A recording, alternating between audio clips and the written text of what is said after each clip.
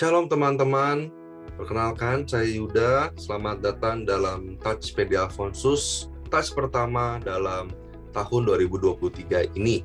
Seperti teman-teman tahu bahwa konsep touch kita, tema dan materinya, kita mengikuti dari tema PD sebelumnya, namun kita dalami dan kita jadikan sebagai tema atau bahan sharing kita.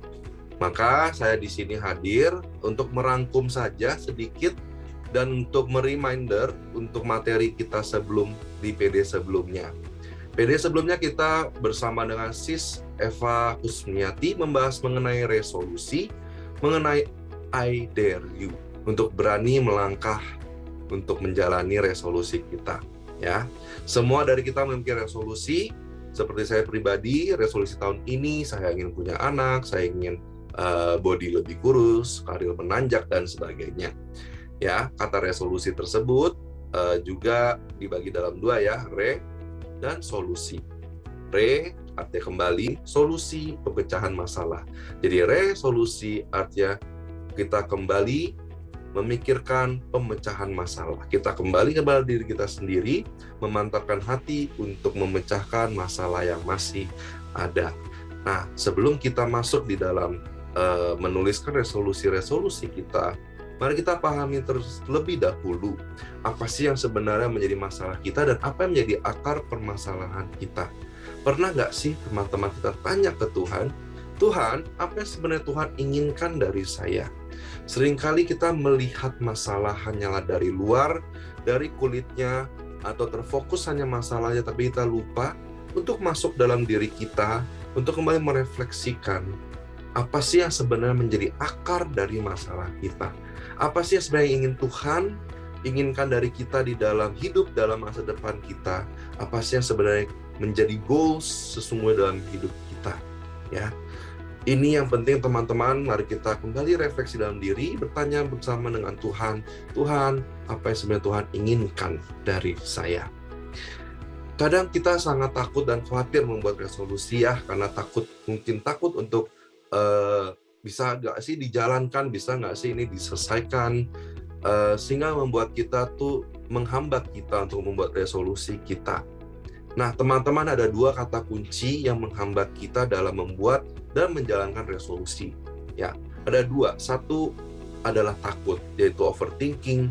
Kalau gini gimana, kalau gitu gimana, dan sebagainya. Lalu kedua adalah males. Udahlah, hidup gue gini-gini aja, udah oke kok. Kita akan bahas secara singkat dua poin ini dan bagaimana mengcounternya ya.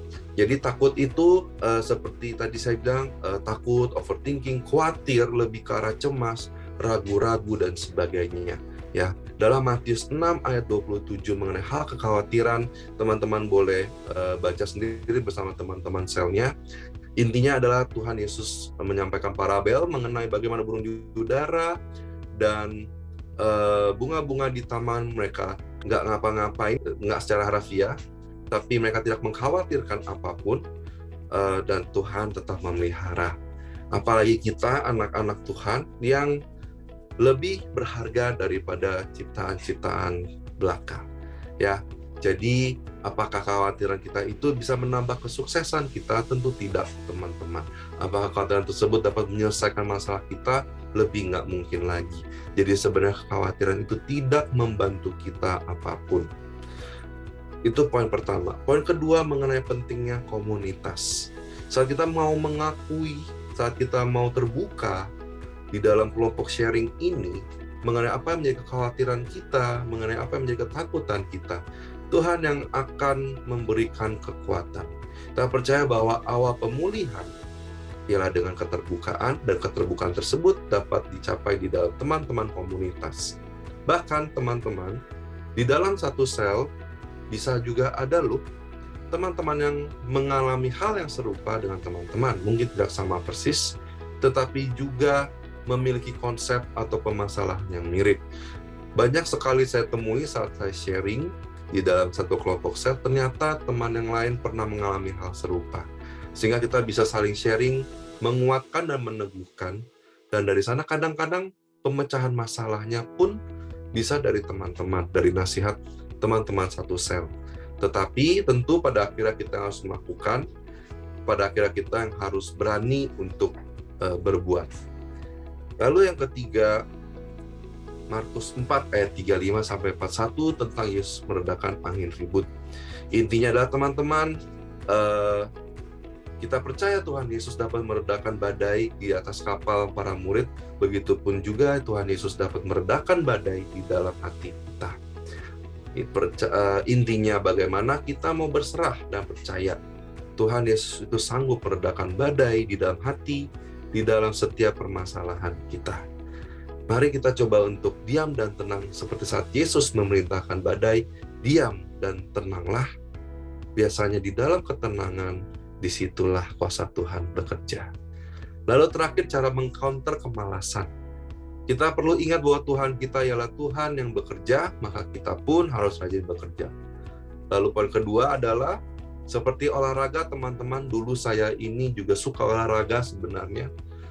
Dulu pas saya masih kuliah, berat saya masih pernah di bawah 100, bahkan di bawah 90.